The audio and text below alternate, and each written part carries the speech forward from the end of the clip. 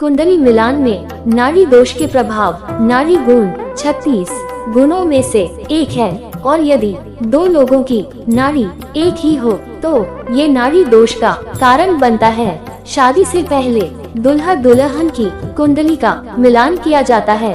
इससे पता चलता है कि दो लोग एक दूसरे के साथ कितने उपयुक्त हैं। गुण मिलान उनके विचारों से लेकर उनके कार्य तक उनके बारे में सब कुछ विवरण है।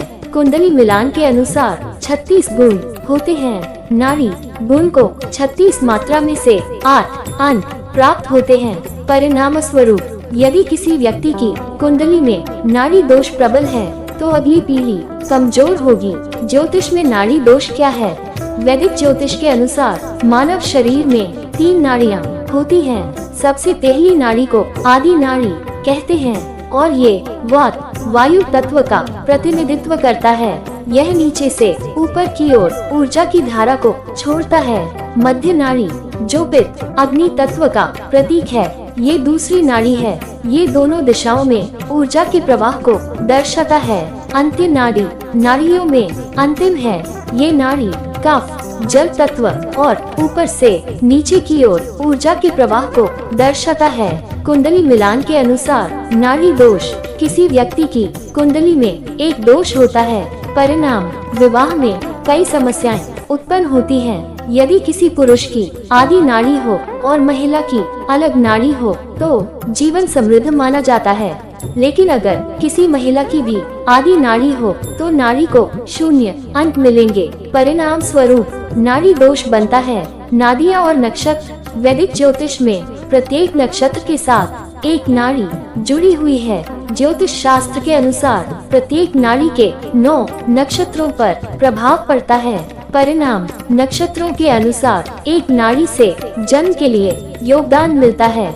यदि चंद्रमा अश्विनी आर्द्रा उत्तरा फाल्गुनी हस्त मूल पुनर्वसु ज्येष्ठा पूर्वा भाद्रपद या शतभिषा में स्थित हो तो शिशु की आदि नाड़ी होती है।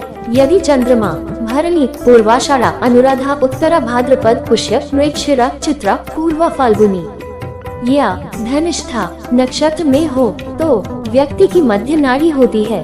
अंत में जब चंद्रमा अश्लेषा कृतिका स्वाति उत्तराषाढ़ा विशाखा रेवती मघा रोहिणी या श्रावण नक्षत्र में होता है तो नाड़ी अंत्य नाड़ी होती है। ज्योतिष में नाड़ी दोष कई प्रकार के होते हैं।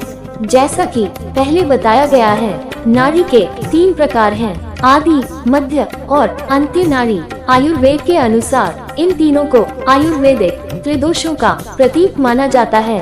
निम्नलिखित 3 नाड़ी दोष हैं और लोगों के वैवाहिक जीवन पर उनका प्रभाव। आदि नाड़ी दोष। अगर दंपति को इस दोष से सामना करना पड़ता है तो उन्हें तलाक और मतभेदों से परेशान रहना होगा। यहाँ तक कि इस बात की भी संभावना है कि बच्चों को भी परेशानियों का सामना करना पड़े। मध्य नाड़ी दोष। अगर उनमें ये दोष है तो दंपति दुर्भाग्य का सामना करेंगे और तलाक लेंगे। इसके अलावा उनके बच्चे को स्वास्थ्य संबंधी चिंताएं विरासत में मिल सकती हैं, जिससे उसका बचपन बीमारियों से भरा रहेगा। अंत्य नाड़ी दोष।